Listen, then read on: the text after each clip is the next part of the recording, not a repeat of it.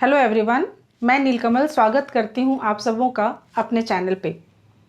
अपने चैनल पे एक्चुअली हम लोग इलेक्शन के बारे में पढ़ रहे थे, बट बीच में मैंने ब्रेक दिया था क्योंकि कुछ बच्चों की गुजारिश थी कि ठीक है 9th का वर्किंग ऑफ इंस्टीट्यूशन करा दीजिए मैम। तो मैंने बीच में ब्रेक दिया था और उसकी 2 क्लास ऑलरेडी हो चुकी है। 1 क्लास मैं और लूँगी और उसके बाद ये चैप्टर फिनिश हो जाएगा और बच्चे अपने इस चैप्टर को रिवाइज़ कर सकेंगे, अच्छे से देख सकेंगे। तो अगेन जैसा कि मैंने बोला था, हमारा चैप्टर है working of institution. Working of institution में मैंने वादा किया था कि मैं ऑफिस मेमोरेंडम से स्टार्ट करूंगी, क्योंकि ऑफिस मेमोरेंडम सुनने में एक भारी भरकम सा शब्द लगता है पता नहीं क्या है ये ऑफिस मेमोरेंडम। चलिए आज मैं आपको बताती हूँ कि ये कितनी सिंपल चीज़ है। सिंपल इसलिए कि बच्चों, आप स्कूल जाते हो, स्कूल में आप प्रतिदिन देखते होंगे कि कुछ ना कुछ सर्कुलर्स आते रहते हैं। तो ये सर्कुलर्स क्या होते हैं? एक्चुअली इन सर्कुलर्स को ऑथराइज कौन करते हैं? तो ये सर्कुलर्स होते हैं, कुछ ऑर्डर्स होते हैं और इन्हें ऑथराइज करने के लिए प्रिंसिपल होते हैं। तो जिस तरह से ये सर्कुलर्स होते हैं ना, ठीक उसी तरह के ये ऑफिस मेमोरेंडम होते हैं। ये एक तरह का गवर्नमेंट ऑर्डर होता है। आपका चैप्टर जिस ऑफिस मेमोरेंडम से स्टार्ट हुआ है उसका एक नंबर है। क्यों नंबर क्यों है? नंबर इसलिए क्योंकि हर ऑफिस मेमोरेंडम के नंबर होते हैं, क्योंकि एक दिन में ऐसा तो है नहीं कि सिर्फ एक ही सर्कुलर आता है, एक ही ऑर्डर आता है गवर्नमेंट का। एक दिन में कई एक ऑर्डर आते हैं और इसीलिए हर ऑफिस मेमोरेंडम का एक पर्टिकुलर नंबर होता है। आपकी बुक में जो ऑफिस मेमोरेंडम है उसका नंबर है OM number, means office memorandum number 36012/31/90 SCT, dated 13/8/1990, 1990 का ये ऑफिस मेमोरेंडम है। तो ये ऑफिस मेमोरेंडम है क्या, चलिए देखते हैं। तो 13 अगस्त 1990 को जो ऑफिस मेमोरेंडम आया उसमें ये लिखा हुआ था कि 27% रिजर्वेशन जो है एक न्यूली फॉर्म्ड ग्रुप OBC यानी अदर बैकवर्ड क्लासेस को दिया गया है। ये रिजर्वेशन सर्विसेज में है, ठीक है।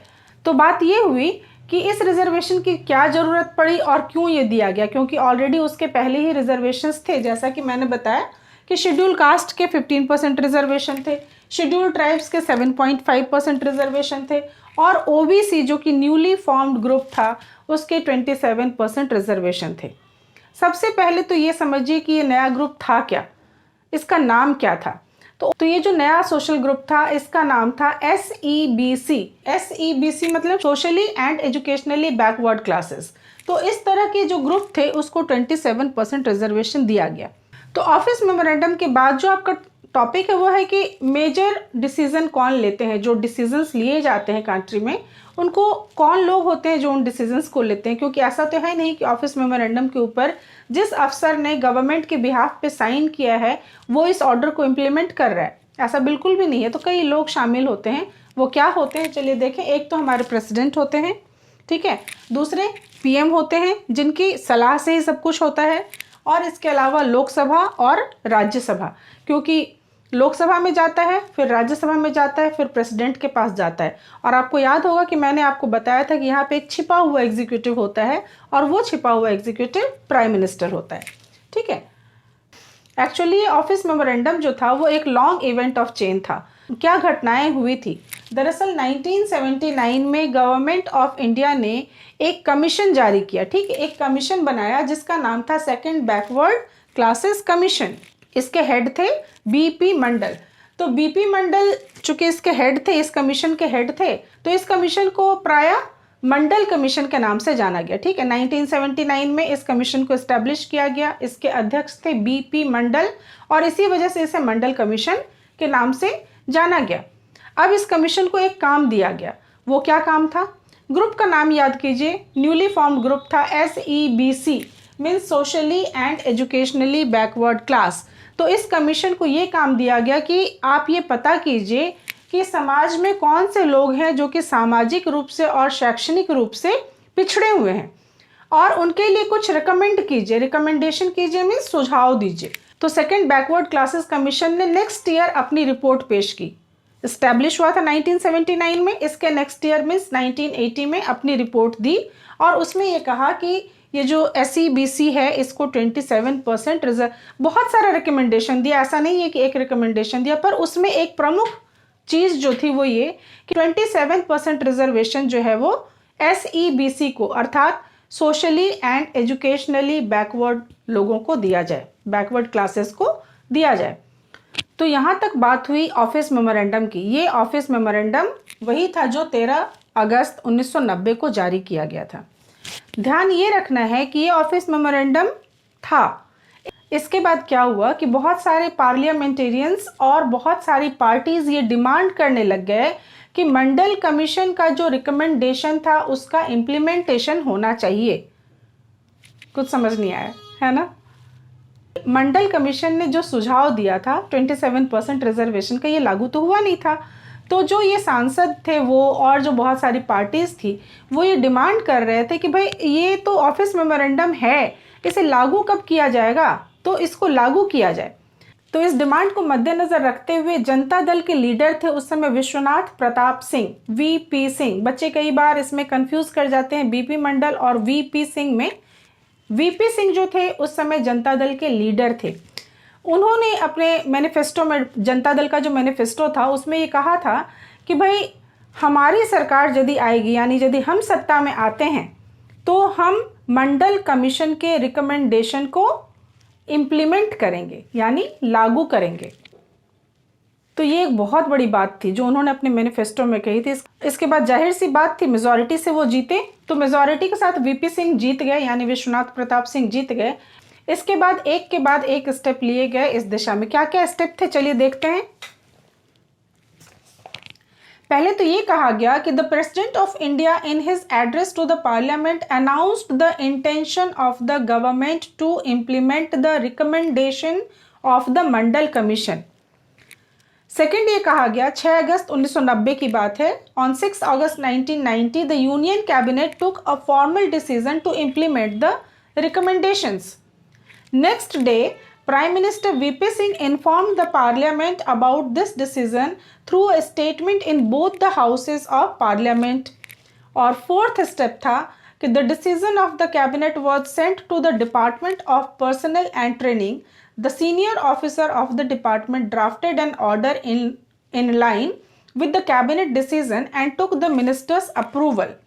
An officer signed the order on behalf of the union government. This was how Office Memorandum number 36012/31/90 was born on August 13, 1990. तो देखिए कि ये स्टेप कैसे लिया गया कि सबसे पहले प्रेसिडेंट ने पार्लियामेंट हाउस में जो भाषण दिया उसमें सरकार के इंटेंशन को बताया। और सरकार का इंटेंशन क्या था? न्यूली फॉर्म्ड गवर्नमेंट जो थी उसका ये इंटेंशन था कि SEBC को जो 27% रिजर्वेशन दिया है उसको लागू किया जाए। तो ये बात कैसे जाएगी आम लोगों तक? तो पहले प्रेसिडेंट ने पार्लियामेंट में इस बात से अवगत कराया कि सरकार का इंटेंशन क्या है। ठीक है। सेकेंड स्टेप ये था कि यूनियन कैबिनेट ने ये डिसीजन लिया कि इस मंडल कमीशन के रिकमेंडेशन को लागू करेंगे। तीसरा स्टेप क्या था कि अगले दिन के भाषण में प्रधानमंत्री ने जॉइंट सेशन में ये कहा कि सरकार की क्या मंशा है, यानी रिजर्वेशन लागू करने की मंशा की बात को बताया। और उसके बाद इस डिसीजन को भेजा गया कहाँ पे? Department of personal and training में, जहाँ पे एक ऑफिसर ने, एक सीनियर ऑफिसर ने उसे ड्राफ्ट किया और यूनियन गवर्नमेंट के बिहाफ पे उसे साइन किया। और इस तरीके से ऑफिस मेमोरेंडम नंबर 36012/31/90 का जन्म हुआ। तो इस तरीके से आप देखेंगे कि एक लंबे चेन ऑफ इवेंट के बाद ये ऑफिस मेमोरेंडम जो है वो कल्मिनेट हुआ। कैसे लंबा समय कैसे गुजर गया? 10 साल का वक्त गुजर गया, क्योंकि ये जब इस्टेब्लिश किया गया था तो 1979 था। नेक्स्ट ईयर रिपोर्ट आई 1980 में और फाइनली जब इसे लागू किया गया 1989 में। तो तकरीबन 10 साल का वक्त लगा, जिससे कि एक लंबे समय में जाके इस ऑफिस मेमोरेंडम को लागू किया गया, यानी ऑफिस ऑर्डर को लागू किया गया। तो अब तो ये लागू हो गया। अब क्या हो सकता था? जाहिर सी बात थी, बहुत तरह की प्रतिक्रियाएं हुई, कुछ पक्ष में और कुछ विपक्ष में। अब इस बात पे इतना ज़्यादा वाद विवाद हुआ, इतना हॉटली डिबेटेड क्वेश्चन बन गया ये, इतना हॉटली डिबेटेड इशू बन गया ये कि हर जगह पे इसी की चर्चा होने लगी। फिर लोग किसी के यहाँ चाय पे जाएं या फिर बाहर बैठ के नुक्कड़ पे चाय पिएं, या स्कूल में, कॉलेज में, पार्टीज़ में, मीटिंग्स में, जहाँ भी लोग हैं वहाँ पे ये बात उठती थी कि 27% रिजर्वेशन जो दिया गया है ये क्यों दिया गया है, क्या ज़रूरत है इसकी। तो बहुत लोग इसके पक्ष में बोलते थे, बहुत लोग इसके विपक्ष में बोलते थे। पक्ष में ये कह रहे थे कि ये मार्जिनलाइज्ड लोग हैं, इसीलिए इनको मेन स्ट्रीम में लाने के लिए रिजर्वेशन देना जरूरी है। दूसरे लोग ऐसे थे जो कि विपक्ष में बोल रहे थे, क्योंकि वो ये कह रहे हैं कि भाई इस तरीके से तो कहीं ना कहीं आप जनरल क्लास के लोगों को बिल्कुल ही दरकिनार कर दे रहे हो। यानी सारा का सारा रिजर्वेशन हो गया, 15% शेड्यूल कास्ट के लिए हो गया, 7.5 शेड्यूल ट्राइब्स के लिए हो गया, ओबीसी को 27% रिजर्वेशन आपने दे दिया, तो जनरल क्लास पीपल के लिए क्या रहा। एक तरफ तो कॉन्स्टिट्यूशन में आप ये कह रहे हो कि भाई हम फंडामेंटल राइट दे रहे हैं, राइट टू इक्वालिटी है, यानी कि आपको अपॉर्चुनिटी की समानता है कि सभी लोगों को समान अपॉर्चुनिटी मिले। लेकिन कहीं ना कहीं आप इन वर्गों को जब रिजर्वेशन दे रहे हैं, इसका मतलब है कि जो जनरल क्लास पीपल है उनको कहीं ना कहीं आप रोक रहे हैं कि आप उन पदों पे अप्लाई नहीं कर सकते जिस पे वो अप्लाई कर रहे हैं। तो इस तरह के बहुत सारे वाद विवाद पूरे देश में इस तरीके से चर्चा का विषय बन गया कि एक्चुअली इसे कहा जाने लगा कि मंडलाइजेशन ऑफ पॉलिटिक्स हो रहा है। मीन्स जहां देखो वहां यही बात, यही चर्चा और यही डिबेट होता रहता था। और इसके खिलाफ क्या हुआ कि कई जगह पर लोग प्रोटेस्ट करने लगे, और प्रोटेस्ट के साथ साथ काउंटर प्रोटेस्ट होने लगा। कई जगह पे भीड़ हिंसक हो गई, मारकाट मच गई इस रिजर्वेशन के खिलाफ, और अलग अलग भाग में, देश के अलग अलग हिस्सों में केस किया गया इसके खिलाफ। तो इतने सारे केसेस हो गए कि सुप्रीम कोर्ट ऑफ इंडिया ने क्या किया कि इन सारे केसेस को मिला के एक सिंगल केस बनाया और उसे नाम दिया Indira Sahni and others versus union of India case, ये नाम दिया गया। और इसकी सुनवाई के लिए 11 जज नियुक्त किए गए। हालांकि बाद में इन 11 जजों ने मेजॉरिटी से यही डिसीजन लिया कि उनको ये कहा गया एक्चुअली कि भाई ये वैलिड नहीं है, इस तरीके से जो रिजर्वेशन दिया गया ये वैलिड नहीं है, इसीलिए इसके बारे में काम करना था। तो 11 जज भी नियुक्त किए गए। डिमांड क्या थी, क्योंकि जो केस किया गया था उसमें यह कहा गया कि ये जो रिजर्वेशन दिया गया है इसको इनवैलिड करार दिया जाए, और मंडल कमीशन के रिकमेंडेशन को जो इंप्लीमेंट करने की कोशिश की जा रही है उसको खत्म किया जाए। लेकिन 11 जज ने मेजॉरिटी से ये डिसीजन लिया कि ये 27% रिजर्वेशन जो है ये ओबीसी को दिया जाएगा, और तब से लेके आज तक ये रिजर्वेशन चल रहा है। तो अभी जो फाइनल स्टेटस है रिजर्वेशन का वो यही कि शेड्यूल कास्ट को 15% है, शेड्यूल ट्राइब्स को 7.5% है, इसके बाद ओबीसी वही न्यूली फॉर्म्ड ग्रुप जो थे अदर बैकवर्ड क्लासेस उसको 27% रिजर्वेशन है, और बस यहीं तक। इसके बाद अभी बाद में हाल फिलहाल में मोदी सरकार ने ईडब्ल्यूएस यानी इकोनॉमिकली वीकर सेक्शन जो कि जनरल क्लास के लोग हैं उनको भी 10% रिजर्वेशन दिया है। रिजर्वेशन पे क्या मेरा पर्सनल मुद्दा है ये तो इस क्लास में मैं बिल्कुल डिस्कस नहीं करूंगी, इसके लिए शायद कोई और प्लेटफॉर्म सही रहेगा। तो यहाँ पे तो मैं आपको सिर्फ पढ़ाऊंगी, मेरा जो राजनीतिक व्यू है इसे मैं यहाँ पे बिल्कुल भी नहीं मिक्स करूंगी। तो अब तो सुप्रीम कोर्ट का भी फैसला हो गया, तो क्या विवाद रुक गया? बिल्कुल भी नहीं रुका। तो सुप्रीम कोर्ट ने ये कहा कि जो वेल ऑफ लोग हैं, जो अच्छे धनी परिवार के लोग हैं, उनको इस कैटेगरी में यानी कि जो रिजर्वेशन के फायदे हैं वो नहीं देने चाहिए, यानी कि उनको एक्सक्लूड किया जाना चाहिए इस लिस्ट से, और दूसरे लोगों को जो थोड़े पुअर हैं उनको इसमें शामिल किया जाए। तब जाके विवाद का अंत हुआ, क्योंकि वापस से एक ऑफिस मेमोरेंडम निकाला। किसने निकाला? Department of personal and training ने। और ये ऑफिस मेमोरेंडम 1993 में निकला और एक चले आ रहे विवाद का अंत हुआ, और तब से लेके आज तक ये जारी है। तो ये हुआ आपका ऑफिस मेमोरेंडम। और ऑफिस मेमोरेंडम के बाद बहुत छोटे छोटे कुछ सब टॉपिक्स हैं जिसको मैं इसी क्लास में आज फिनिश कराऊंगी। तो वर्किंग ऑफ इंस्टीट्यूशन में जो हमारा नेक्स्ट सब टॉपिक है, जैसा कि मैंने बोला था कि मैं प्राइम मिनिस्टर और प्रेसिडेंट के पावर्स को बताऊंगी। लेकिन पहले शुरू करते हैं प्राइम मिनिस्टर के पावर से। लेकिन प्राइम मिनिस्टर के पावर को समझने के लिए जरूरी है समझना आपको prime minister and council of ministers. अब फिर से ये सवाल आ गया कि अब ये काउंसिल ऑफ मिनिस्टर्स क्या है? तो काउंसिल ऑफ मिनिस्टर एक ऑफिशियल नेम है। जितने भी मिनिस्टर्स होते हैं ना उन सब के लिए एक इस्तेमाल किया जाने वाला शब्द है काउंसिल ऑफ मिनिस्टर्स, जिसमें तकरीबन 60 से 80 तक इन सभी को सम्मिलित रूप से काउंसिल ऑफ मिनिस्टर्स कहा जाता है। तो ये कौन कौन होते हैं चलिए पहले ये देख लेते हैं, फिर आएंगे पावर्स पे। तो काउंसिल ऑफ मिनिस्टर्स को समझने के लिए सबसे पहले एक ट्रायंगल बना लीजिए और उसे 3 भागों में बांट लीजिए। तो जो सबसे ऊपर का है ये हो गया कैबिनेट मिनिस्टर्स,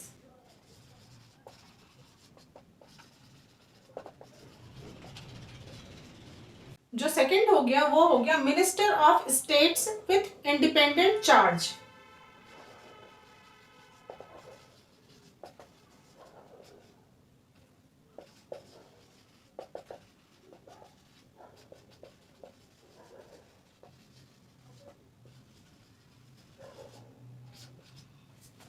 और जो सबसे नीचे का हो गया वो हो गया मिनिस्टर ऑफ स्टेट।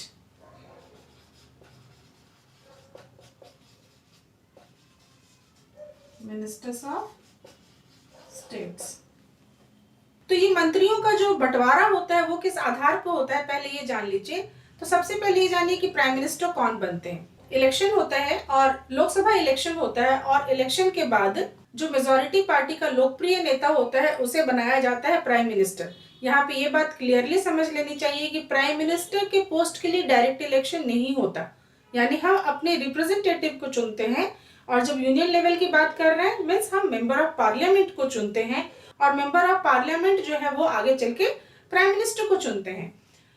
तो इस तरीके से जो बहुमत दल का नेता हो गया वो प्राइम मिनिस्टर हो गया। अच्छा, बहुमत दल का नेता जो है वो प्राइम मिनिस्टर हो गया। कई बार ऐसी सिचुएशन आती है कि सिंगल पार्टी को मेजॉरिटी नहीं मिलती है, तो ऐसे में क्या होता है कि कई पार्टीज मिलके कोलिजन गवर्नमेंट बनाते हैं, यानी मिलीजुली सरकार। और इस केस में भी प्रधानमंत्री जो बनते हैं उनको ये अधिकार होता है कि वो किसे मंत्री नियुक्त करें, यानी कि प्रधानमंत्री की इच्छा पे है कि वो किस किस व्यक्ति को मंत्री बनाए। अब यहाँ एक खास बात है कि ये जो मंत्री बनाए जाते हैं ये जाहिर सी बात है कि रूलिंग पार्टी के होते हैं। जो पार्टी जीती है मेजॉरिटी से उसी पार्टी के लोग होते हैं जिनको मिनिस्टर नियुक्त किया जाता है। तो जैसा कि मैंने आपको बताया कि 3 कैटेगरी के मिनिस्टर्स होते हैं। पहला होता है कैबिनेट मिनिस्टर्स, दूसरे होते हैं ministers of state with independent charge, और तीसरी कैटेगरी है मिनिस्टर्स ऑफ स्टेट। तो अब इसमें कैबिनेट मिनिस्टर आपको जाहिर से नाम से पता चलता है कि सबसे ज्यादा इंपॉर्टेंट होते हैं। तो कैबिनेट की जो मीटिंग्स होती है, जो भी इंपॉर्टेंट डिसीजंस लिए जाते हैं वो इस कैबिनेट मिनिस्टर्स में जो मिनिस्टर्स होते हैं वो मिलके मीटिंग्स में, कैबिनेट मीटिंग्स होती है उसी में सारे इंपॉर्टेंट फैसले लेते हैं। दूसरे हो गए ministers of state with independent charge. ये मंत्री जो नियुक्त किए जाते हैं प्राय इनके पास बहुत बड़ी मिनिस्ट्री नहीं होती, और ये कैबिनेट मीटिंग्स में तभी हिस्सा लेते हैं जबकि इनको बकायदा बुलाया जाता है। और तीसरा हो गया मिनिस्टर्स ऑफ स्टेट। ये मिनिस्टर ऑफ स्टेट में जो मंत्री होते हैं वो एक्चुअली कैबिनेट मिनिस्टर को सपोर्ट करने के लिए, उनके काम में सहायता देने के लिए नियुक्त किए जाते हैं। तो इस तरह से आप देखें कि ये जो संपूर्ण रूप है इसे ही काउंसिल ऑफ मिनिस्टर कहते हैं। तो मेरा ख्याल है ये कॉन्सेप्ट आपका क्लियर हो गया होगा, मिनिस्टर्स कौन होते हैं, कैसे होते हैं। साथ ही आप india.government.in में जाके देखेंगे तो आपको इन मंत्रियों की, इन तीनों कैटेगरी के मंत्रियों की लिस्ट मिल जाएगी जो अभी के गवर्नमेंट में है। आप ये देखिए, तो आप इस लिस्ट को देख के समझ सकते हैं कि जैसे सबसे ऊपर प्राइम मिनिस्टर की तस्वीर है, और उसके नीचे ये जो लिस्ट है ये कैबिनेट मिनिस्टर्स हैं, ये सारे कैबिनेट मिनिस्टर्स हैं। और इसके बाद आप देखेंगे कि यहाँ पे आपको एक अलग कैटेगरी दिखती है जो ministers of state independent charge के हैं। इसके बाद मिनिस्टर ऑफ स्टेट्स हैं, ये मिनिस्टर ऑफ स्टेट्स हैं। तो इन मंत्रियों की संख्या कितनी ज्यादा है ये आप देख सकते हैं, तकरीबन 60 से 80 मिनिस्टर्स होते हैं। इन सभी को मिला के 60 से 80 मिनिस्टर्स होते हैं, यानी कि आप कह सकते हैं दूसरे शब्दों में कि काउंसिल ऑफ मिनिस्टर्स में 60 से लेके 80 तक मंत्री हो सकते हैं। तो ये हो गया काउंसिल ऑफ मिनिस्टर्स। और अब हम देखते हैं प्राइम मिनिस्टर के पावर्स क्या होते हैं। प्राइम मिनिस्टर के अधिकार को समझने के लिए आप ये समझिए कि जो काउंसिल ऑफ मिनिस्टर है वो इतना पावरफुल होता है कि कई बार इसे कैबिनेट फॉर्म ऑफ गवर्नमेंट भी कहते हैं।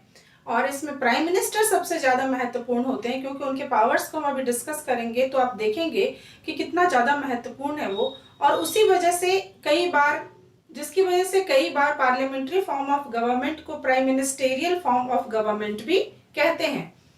तो चलिए देखते हैं क्या क्या उनके पावर्स हैं। सबसे पहली बात तो यह है कि ही चेयर्स कैबिनेट मीटिंग, यानी जितनी भी कैबिनेट मीटिंग होती है उनकी अध्यक्षता प्राइम मिनिस्टर करते हैं। दूसरी ये है कि he coordinates the work of different department, यानी अलग अलग डिपार्टमेंट को जो मिनिस्ट्री दी गई है उनके बीच वो कोऑर्डिनेट करते हैं, यानी सभी से मिला जुला कर रखते हैं। तीसरी बात यह है कि his decision is final decision, वो जो भी डिसीजन लेते हैं उनका डिसीजन जो है वो अंतिम डिसीजन माना जाता है, फाइनल डिसीजन माना जाता है। फोर्थ है कि डिफरेंट मिनिस्ट्रीज के बीच जो काम होता है उसके ऊपर वो एक जनरल सुपरविजन का काम भी प्राइम मिनिस्टर करते हैं। इसके अलावा जो काम होता है, जो मिनिस्ट्री होती है वो प्राइम मिनिस्टर ही डिस्ट्रीब्यूट करते हैं या फिर रीडिस्ट्रीब्यूट भी करते हैं। कई बार ऐसा होता है कि कोई मिनिस्ट्री किसी को दी गई और उसके बाद उससे वो मिनिस्ट्री लेके उसे कोई दूसरा मिनिस्ट्री दे दिया जाता है, तो ये इसका अधिकार भी प्राइम मिनिस्टर को ही होता है। और he also has power to dismiss ministers. ये बहुत इंपॉर्टेंट है क्योंकि वो किसी भी मिनिस्टर को डिसमिस भी कर सकते हैं। मान लीजिए कोई मिनिस्टर है और वो अपना काम बहुत अच्छे तरीके से नहीं कर रहा है, तो वो चाहे तो उसे एज ए मिनिस्टर हटा सकते हैं, रिमूव कर सकते हैं, डिसमिस कर सकते हैं। और जैसा कि मैंने बताया कि प्राइम मिनिस्टर की सलाह से, क्योंकि जो बहुमत दल का नेता होता है उसे अपॉइंट करते हैं राष्ट्रपति, और फिर प्रधानमंत्री की सलाह से बाकी इन मंत्रियों की नियुक्ति की जाती है। और इसीलिए प्राइम मिनिस्टर इतने पावरफुल होते हैं कि कई बार पार्लियामेंट्री फॉर्म ऑफ गवर्नमेंट को prime ministerial form of government भी कहा जाता है। तो छोटे छोटे सब टॉपिक ये हो गया आपका प्राइम मिनिस्टर का पावर। अब चलते हैं कि प्रेसिडेंट का पावर्स क्या है। तो प्राइम मिनिस्टर के पावर्स को समझने के बाद अब हम आगे बढ़ते हैं, प्रेसिडेंट के पावर को समझने की कोशिश करते हैं। तो सबसे पहले तो ये जानिए कि जो प्रेसिडेंट का पद है हमारे यहाँ, ये किस तरीके से क्रिएट किया गया है। तो जैसे यूनाइटेड किंगडम में मोनार्क की जो स्थिति है, ठीक वही स्थिति हमारे यहाँ प्रेसिडेंट की दी है। और हमारे यहाँ जो प्रेसिडेंट है वो हेड ऑफ द स्टेट कहलाते हैं। और स्टेट का मतलब यहाँ एमपी यूपी बिल्कुल नहीं है। स्टेट का मतलब अ डिफिनिट टेरिटरी, जहाँ पे सर्टेन पॉपुलेशन हो और वो सॉवरेन जगह हो। हमारे यहाँ प्रेसिडेंट को नॉमिनल हेड कहा जाता है। तो कई बार आपको लगता होगा कि नॉमिनल हेड आखिर क्यों कहा जाता है, क्या इनके पास राइट्स नहीं है? तो राइट्स हैं, लेकिन आपको पता होना चाहिए कि जो हमारे यहाँ प्रेसिडेंट हैं वो पॉपुलर मैंडेट से चुनकर नहीं आए हैं, बल्कि इनके लिए जो इलेक्शन होता है वो इनडायरेक्ट इलेक्शन होता है। और इनडायरेक्ट इलेक्शन के थ्रू प्रेसिडेंट का चुनाव होता है। इस इनडायरेक्ट इलेक्शन में एक इलेक्टोरल कॉलेज होता है जिसमें कि elected members of MPs and MLAs होते हैं, यानी जो मेंबर ऑफ पार्लियामेंट होते हैं इलेक्टेड मेंबर होते हैं, और मेंबर ऑफ लेजिस्लेटिव असेंबली जो होते हैं वो भी इलेक्टेड होते हैं। मेंबर ऑफ पार्लियामेंट इलेक्टेड क्यों होते हैं? आपको पता होगा कि 2 मेंबर जो हैं वो लोकसभा में प्रेसिडेंट जो है उन्हें नॉमिनेट करते हैं। तो प्रेसिडेंट ने ही नॉमिनेट किया है और वापस वो प्रेसिडेंट को चुनेंगे, तो ये उचित नहीं है। इसीलिए जो नॉमिनेटेड मेंबर्स होते हैं उनको इसमें इंक्लूड नहीं किया गया है, उनके इलेक्टोरल कॉलेज में इंक्लूड नहीं किया गया है। तो ये तो बात हो गई प्रेसिडेंट के इलेक्शन की, ठीक है। अब इनके पावर्स क्या है ये भी देख लें। तो जितनी भी गवर्नमेंटल एक्टिविटीज होती है वो सभी प्रेसिडेंट के नाम से ही होती है। जैसे घरों में क्या होता है, घरों में जो बड़े बुजुर्ग होते हैं, जो सबसे बड़े व्यक्ति होते हैं उम्र में, जो उम्र दराज होते हैं, उनकी पदवी सबसे बड़ी होती है, और घर के जो भी काम होते हैं कमोबेश उनके नाम से ही किए जाते हैं। ठीक इसी तरह से प्रेसिडेंट का भी रोल है। जो भी इंपॉर्टेंट डिसीजंस लिए जाते हैं वो प्रेसिडेंट के नाम से ही लिए जाते हैं।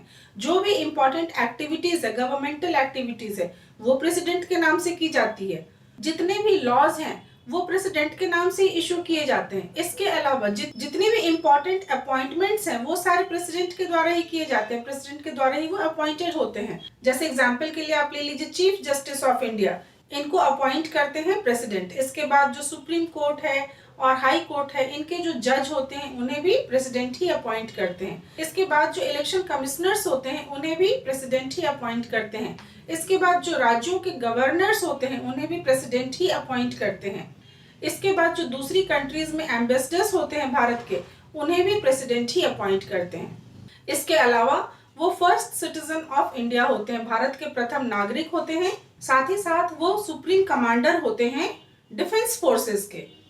तो इस तरह से जो राष्ट्रपति का पद है वो काफी गरिमामयी पद है, और बुक में कई जगह पे आप राष्ट्रपति के एवज में हर शब्द का इस्तेमाल देखते होंगे। तो ये कोई ग्रामेटिकल मिस्टेक नहीं है, ये सिर्फ ये बताने के लिए है कि राष्ट्रपति का पद जो है वो भारत में सर्वोच्च पद है, और उस पद तक कोई स्त्री भी पहुंच सकती है, ये बताने के लिए ही हर शब्द का इस्तेमाल किया गया है। पर यहाँ एक बात जो खास ध्यान देने की है वो ये कि इतने सारे जो अपॉइंटमेंट्स होते हैं, आप देख रहे हैं कि राष्ट्रपति करते हैं, कोई सा भी अपॉइंटमेंट है तो राष्ट्रपति करते हैं। तो आप कहेंगे कि ये राइट तो है इनको, बट असली बात यह है कि ये सारे अपॉइंटमेंट्स वो प्रधानमंत्री की सलाह से करते हैं। ऐसा नहीं है कि वो अपनी मन मर्जी से किसी को अपॉइंट कर सकते हैं। प्रधानमंत्री से सलाह मशवरा होने के पश्चात ही वो किसी को भी इस पोस्ट पे अपॉइंट करते हैं। और दूसरी बात यह है कि कहने को ये नॉमिनल हेड होते हैं, पर ऐसा नहीं है कि इनके पास पावर्स नहीं है। इनके पास एक डिस्क्रिशन का पावर होता है। वो क्या है? तो कई बार ऐसा होता है कि सिंगल पार्टी को मेजॉरिटी हासिल नहीं होती है। तो ऐसे में जो सिंगल पार्टी को मेजॉरिटी ही नहीं मिली तो उसके लोकप्रिय दल के नेता को कैसे पीएम बनाया जाएगा। तो जहां सिंगल पार्टी को मेजॉरिटी मिल गई वहां तो ठीक है, कोई दिक्कत नहीं। लेकिन यदि कोलिजन पार्टी है, यानी कोलिजन गवर्नमेंट है, यानी कि सिंगल पार्टी को मेजॉरिटी नहीं मिली है और 2, 3 या फिर 4 पार्टीज मिल के गवर्नमेंट फॉर्म करते हैं, तो ऐसे में बड़ा पशुपेश की स्थिति हो जाती है कि किसे प्रधानमंत्री बनाया जाए। तो ऐसे में राष्ट्रपति अपने विवेकाधिकार का इस्तेमाल करते हैं और फिर अपने पसंद से जिसके बारे में उन्हें लगता है कि ये व्यक्ति विश्वास मत हासिल कर लेगा, उसे पीएम के पोस्ट पे अपॉइंट करते हैं। लेकिन ऐसे केस में क्या होता है, तो ऐसे में उस व्यक्ति को लोकसभा में मेजॉरिटी हासिल करनी होती है एक स्पेसिफिक टाइम के अंदर। इसके अलावा एक और बहुत ही महत्वपूर्ण अधिकार होता है राष्ट्रपति का, हालांकि वो आपकी बुक में भी नहीं है, लेकिन उसके ऊपर मैं अलग से क्लास लूंगी। अभी मैं इस बारे में ज्यादा डिस्कस नहीं करूंगी। वीटो पावर होता है, पर वो वीटो क्या होता है, कितने तरह का होता है, ये मैं अभी किसी सेपरेट क्लास में बताऊंगी। अभी बिल्कुल एग्जाम सर पे है तो कहीं कंफ्यूजन ना हो जाए, इसीलिए अभी सिर्फ हम लोग उनके पावर्स के बारे में डिस्कस करेंगे। तो ये राष्ट्रपति के पावर्स होते हैं। इसके बाद एक बस छोटा सा सब टॉपिक रह गया और वो है सिस्टम ऑफ जुडिशियरी। उसको तो हम लोग बस ऐसे खत्म करते हैं 5 मिनट के अंदर। तो जो हमारा नेक्स्ट सब टॉपिक है वो है सिस्टम ऑफ जुडिशियरी।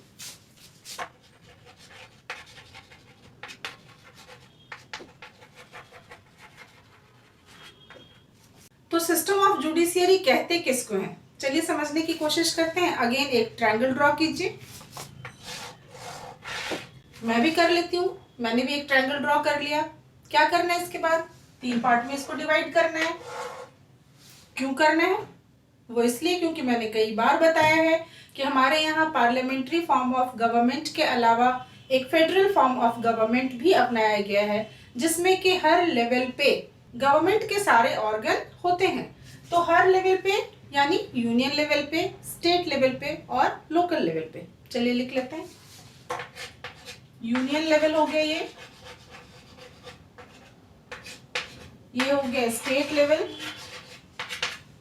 और ये हो गया लोकल सेल्फ। लोकल सेल्फ को फर्दर 2 भागों में बांट दीजिए, अर्बन एंड रूरल।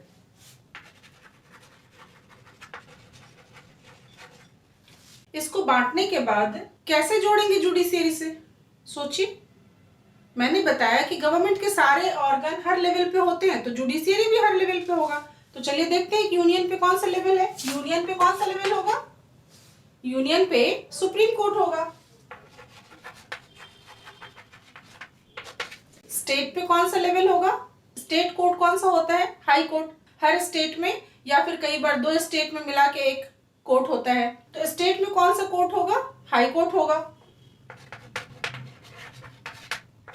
और लोकल लेवल पे कौन सा कोर्ट होगा, शहरी क्षेत्रों में डिस्ट्रिक्ट कोर्ट और गांव के क्षेत्रों में पंचायत।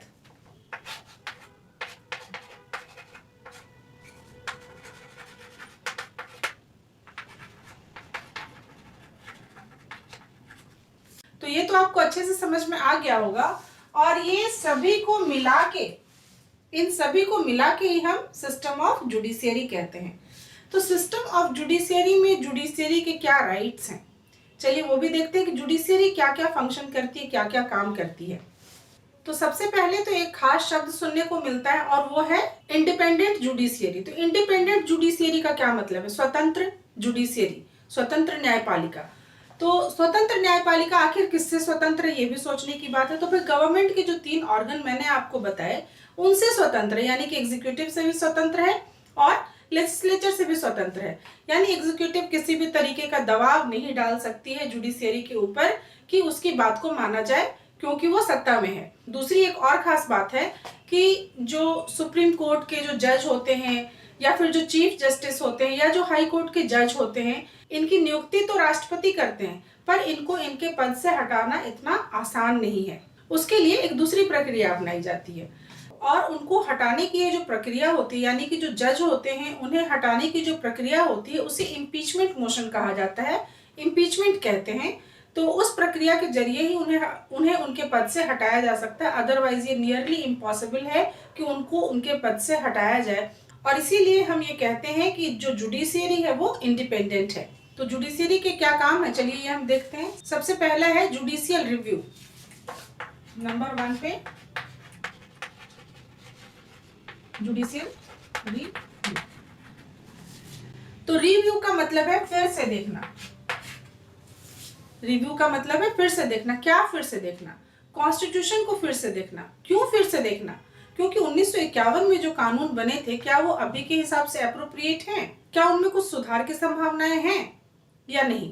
तो जुडिशियल रिव्यू में मान लीजिए कोई कानून 1951 में बना और उसमें कुछ जरूरत है तब्दीली की, तो उसमें तब्दीली की जाती है और इसे हम कहते हैं अमेंडमेंट, यानी कि सुधार। बने हुए कानून में सुधार अपेक्षित होता है तो उसे अमेंडमेंट कहते हैं। तो ये कैसे तय होता है? रिव्यू करने के बाद।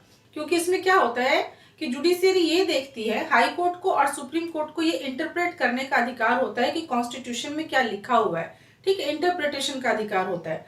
तो जुडिशियल रिव्यू में वो क्या कर सकते हैं, जो कुछ भी कानून बना है और वो अप्रोप्रिएट नहीं है तो उसे रद्द कर सकते हैं, कानून में सुधार कर सकते हैं अमेंडमेंट के द्वारा, और जरूरत पड़ी तो नए कानून का निर्माण कर सकते हैं। इसके अलावा जुडिशियरी जो है वो एग्जीक्यूटिव के द्वारा लिए गए एक्शंस को भी इनवैलिड करार कर सकती है जरूरत पड़ी तो आप देख सकते हैं कि किस तरह से ये स्वतंत्र भी हैं और जुडिशियल रिव्यू के अधिकार का उपयोग भी करते हैं। इसके अलावा जो जुडिशियरी का दूसरा इंपॉर्टेंट काम है वो है रिजॉल्व डिस्प्यूट।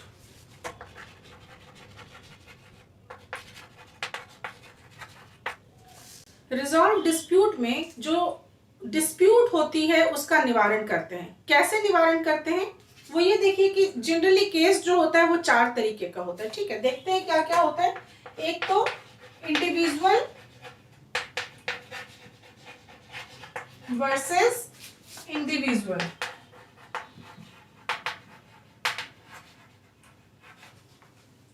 पहला केस हो गया इंडिविजुअल वर्सेस इंडिविजुअल। दूसरा हो गया इंडिविजुअल वर्सेस स्टेट।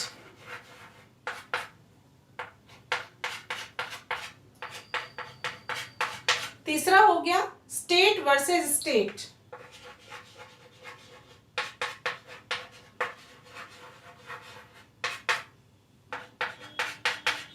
और चौथा हो गया स्टेट वर्सेस यूनियन।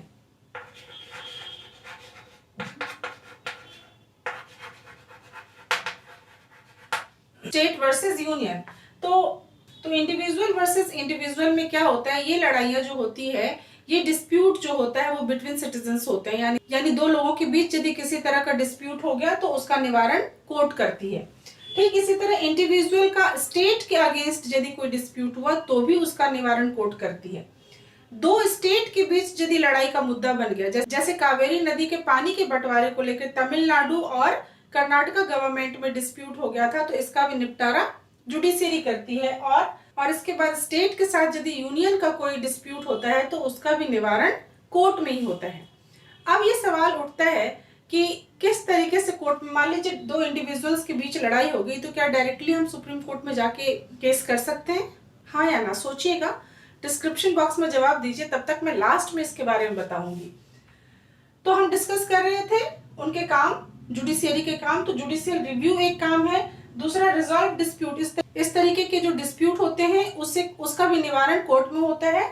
जुडिशियरी का जो तीसरा काम है वो है गार्जियन ऑफ फंडामेंटल राइट। अब गार्जियन ऑफ फंडामेंटल राइट का क्या मतलब है, यानी जुडिशियरी जो है वो गार्जियन ऑफ फंडामेंटल राइट है, कैसे कह सकते हैं? तो इसको समझने के लिए यूं जानिए कि जो फंडामेंटल राइट है वो एक्चुअली हमें टू फोल्ड तरीके से दिया गया। टू फोल्ड तरीके से मीन्स एक इंडिविजुअल के अगेंस्ट दिया गया और दूसरा स्टेट के अगेंस्ट दिया गया, गवर्नमेंट के अगेंस्ट दिया गया है, ठीक है। एक हमें दिया गया है against individual and the second one is against government. तो इसमें क्या होता है कि इस आर्टिकल में गार्जियन कैसे है वो बता रही हूं कि इसमें एक आर्टिकल 32 है। आर्टिकल 32,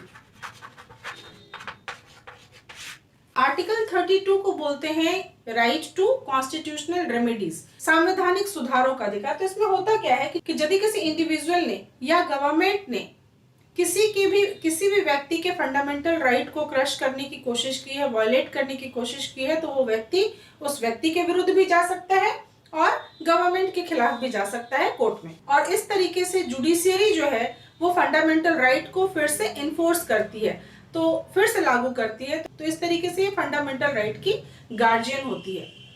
इसके बाद एक होता है पब्लिक इंटरेस्ट लिटिगेशन, जिसे शॉर्ट में PIL कहते हैं। गवर्नमेंट के किसी भी एक्शन के द्वारा यदि जनरल पब्लिक का इंटरेस्ट जो है वो हैम्पर होता है, वायलेट होता है, तो ऐसे समय में कोई भी व्यक्ति कोर्ट में जा सकता है और केस दायर कर सकता है। और इस तरह से सिस्टम ऑफ जुडिशियरी भी खत्म होता है और आपका चैप्टर भी खत्म होता है, जिसको मैंने 3 पार्ट में बनाया है, part 1, part 2 and part 3, working of institution. Do watch जरूर से देखिए, रिवीजन कीजिए, एग्जाम दीजिए और अच्छे मार्क्स लाइए। All the best to all of you.